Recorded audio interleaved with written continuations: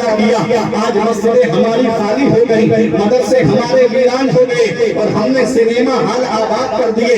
آج ہر گھر کو ہم نے سنیما ہال بنا دیا۔ جن گھروں سے کبھی قرآن کی تلاوت کی آواز آتی تھی، آج ان گھروں کے اندر سے فلمی گانوں کی آوازیں آ رہی ہے۔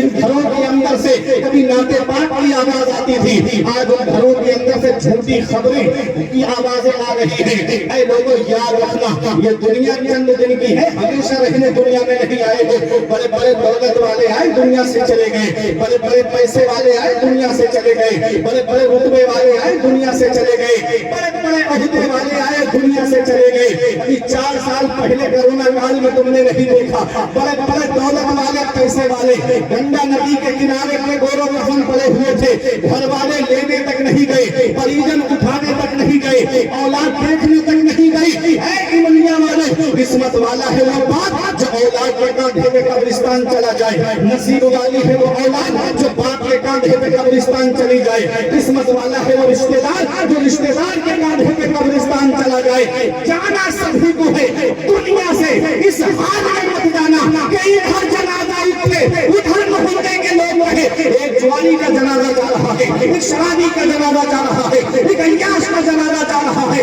عالموں کے سکانے والے کا جنازہ جا رہا ہے، مدرسوں کی برائی کرنے والے کا جنازہ جا رہا ہے، اماموں کی توہین کرنے والے کا جنازہ جا رہا ہے۔ اس حال میں مت جانا، بلکہ اس حال میں جانا کہ ادھر جنازہ اٹھے، ادھر عالم صاحب کہتے غدار مصطفیٰ کا نہیں، وفادار مصطفیٰ کا جنازہ جا رہا ہے، مدد رسول کا جنازہ جا رہا ہے۔ جب اس حال میں دنیا سے جاؤ گے تو یہی کہو گے یہ ناز یہ انداز ہمارے نہیں ہوتے، دامن میں اگر ٹکڑے تمہارے نہیں ہوتے، بیکار ہی گر جائیے۔ بازار نبی نے اس شان کے سوچے میں خسارے نہیں ہوتے، ملتی نہ اگر بھی حضور آپ قدر سے اس گھاٹ سے منگو کے گزارے نہیں ہوتے۔ نعرہ تکبیر، نعرہ رسالت، مشرق اعلیٰ حضرت، تشریح حاصل ورا، مذہب اسلام، تشریح دفتار حفظ قرآن، نعرہ تکبیر، نعرہ رسالت۔ سبحان اللہ، سبحان اللہ۔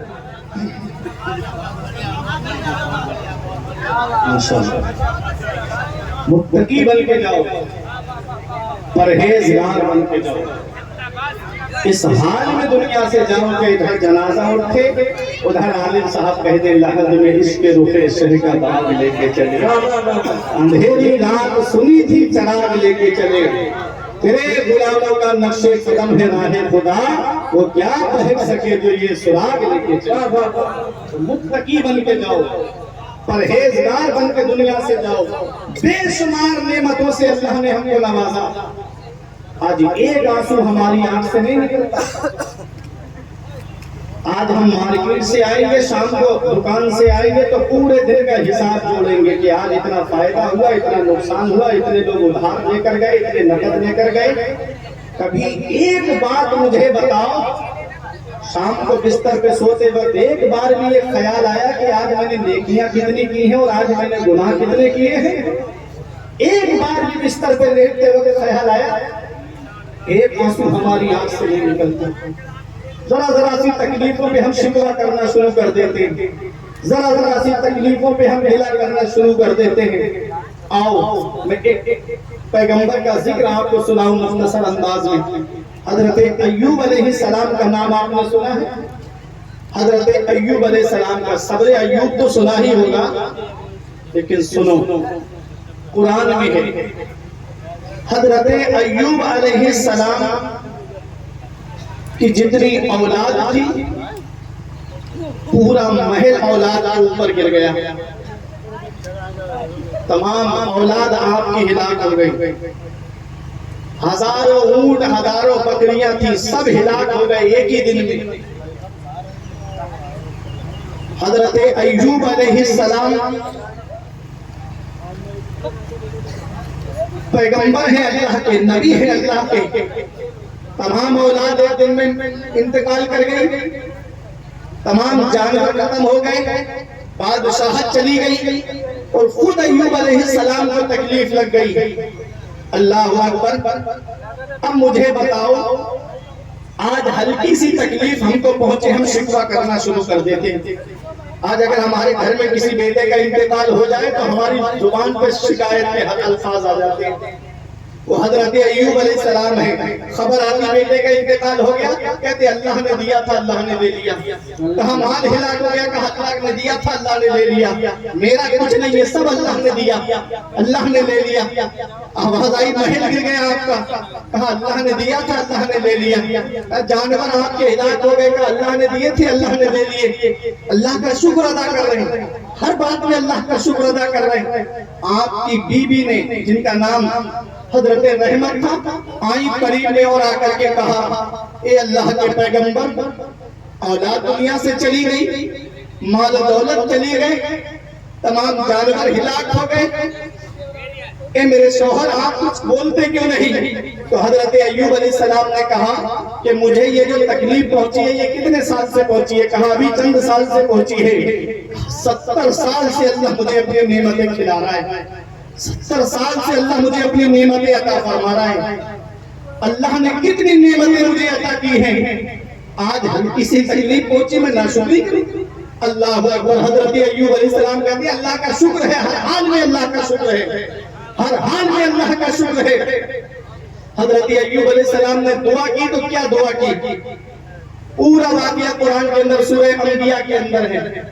حضرت ایوب علیہ السلام کہتے ہیں یا رب انی مسنی الضر، اے اللہ مجھے مصیبت چھو کے نکل گئی، اے اللہ مجھے تکلیف چھو کے نکل گئی. یہ نہیں کہ مجھے تکلیف پہنچی ہے میں بیماریوں میں مبتلا ہوں، میرے اولاد چلی گئی، میرا مال چلا گیا، نہیں کہا مولا مجھے مصیبت چھو کے نکلی ہے، مجھے تکلیف چھو کے نکلی ہے.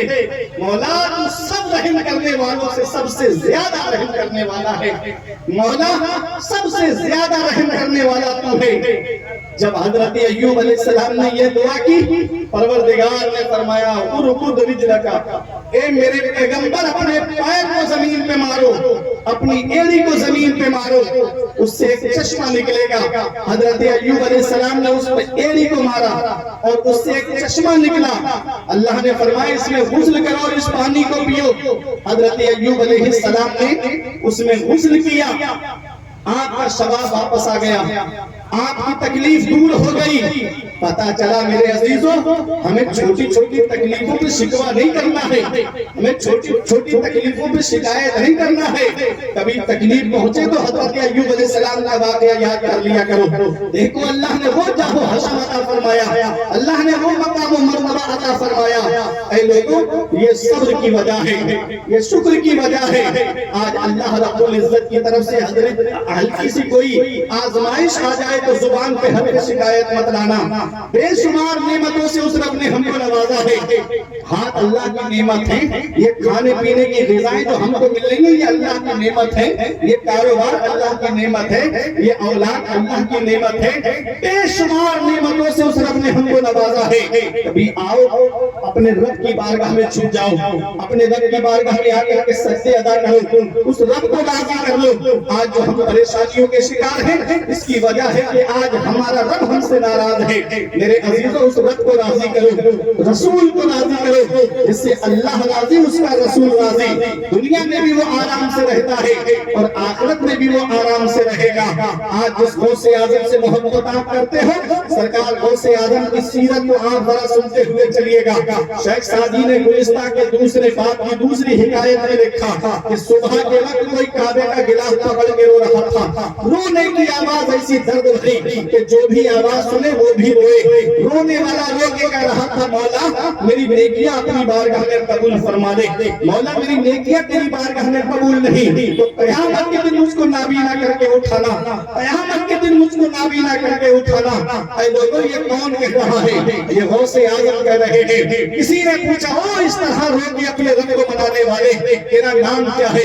کہا انا عبد القادر جیلانی، میرا نام عبد القادر جیلانی ہے، میں جیلان سے آیا ہوں. کہا یہ کیوں کہہ رہے ہو کہ قیامت کے دن مجھے نابینا کر کے اٹھانا؟ تو غوث اعظم کا جواب سنو. کہتے ہیں قیامت میں اللہ کے نیکوکار بندے ہوں گے، پرہیزگار بندے ہوں گے، انبیاء و مرسلین صدیقین شہداء صالحین ہوں گے، میری نیکیاں رب کی بارگاہ میں قبول نہیں، میں ان کے سامنے شرمندہ ہو جاؤں گا۔ اس لیے میں کہہ رہا ہوں کہ قیامت کے دن نابینا کر کے اٹھنا، یہ کون کہہ رہا ہے؟ یہ وہ غوث اعظم کہہ رہے ہیں جن کے پاس نمازوں کا ثواب بھی ہے، جن کے پاس روزوں کا ثواب بھی ہے، جن کے پاس حج و زکات کا ثواب بھی ہے، جن کے پاس صدقہ و خیرات کا ثواب بھی ہے۔ یہ وہ غوث اعظم کہہ رہے ہیں۔ اے میرے عزیزوں، غوث اعظم کے مرید کا کہنا ہے، میں نے اپنے شیخ کو دیکھا، آپ نے 40 سال اس حال میں گزارے ہیں کہ عشاء میں وضو کرتے، پوری رات اسی وضو سے اللہ کی عبادت کرتے، اور فجر کی نماز اسی وضو سے آپ ادا فرماتے۔ پتہ چلا 40 سال یہ پیٹھ غوث اعظم کی بستر سے نہیں لگی ہے، انہی 40 سال میں 15 سال ایسے گزارے کہ آپ ایک پیر زمین پہ رکھتے، ایک کھڑا کر لیتے، پوری رات میں ایک قرآن شریف مکمل تلاوت فرما لیا کرتے تھے۔ یہ وہ غوث اعظم کہہ رہے ہیں۔ میرے امام کا شعر مجھے یاد آتا ہے، کریم اپنے کرم کا صدقہ لئی میں بے قدر کو نہ شرما، تو وہ رضا سے حساب لے گا، رضا بھی کوئی حساب میں ہے۔ اٹھا دو پردہ، دکھا دو چہرہ، کہ نور باری حجاب میں ہے، زمانہ تاریک ہو رہا ہے کہ مہر کب سے نقاب میں ہے۔ اے میرے عزیزوں، یہ وہ غوث اعظم ہے۔ 470 میں پیدا ہوئے، 91 سال کی آپ کی عمر شریف ہوئی ہے، اور 561 میں آپ دنیا سے تشریف لے گئے ہیں۔ 470 تو آپ اس کا جو عدد ہمارے علماء نے نکالا ہے، ہمارے بزرگوں نے نکالا ہے، وہ عشق ہے۔ آپ عشق کے عدد دیکھیں گے تو 470 ہے۔ یہاں پر کچھ ایسے عالم بھی ہوں گے جو تعویذ وغیرہ کرتے ہوں گے، جن کو علم العادات کی بہت اچھے سے مہارت ہوگی۔ اب میں آپ کو بتاؤں، یہ علماء سمجھیں گے اور یہ اپنی دعاؤں سے نوازیں گے۔ دیکھو عشق ہے 470، غوث اعظم کی تاریخ پیدائش ہے جس کا عدد عشق ہے۔ عشق کے آپ عدد دیکھیے گا، عین کے 70، شین کے 300، 370 اور قاف کے 100 ملا کے کتنے ہوئے؟ 470۔ یہ ہے عشق۔ اور 91 سال کی غوث اعظم کی عمر ہوئی ہے، جس کے عدد ہے، جس کا مادہ ہے کمال۔ کمال کے آپ عدد دیکھیں گے تو 91 ہے۔ یہ علماء جانتے ہیں، قاف کے 20، میم کے 40، الف کا 1 اور لام کے 30 جوڑ کے دیکھ لیجئے گا، ملائیں گے تو 91 بیٹھیں گے۔ اب یہ 91 کو 470 میں آپ ملائیے تو 561 ہوتے ہیں۔ یہی غوث اعظم کی تاریخ مثال ہے۔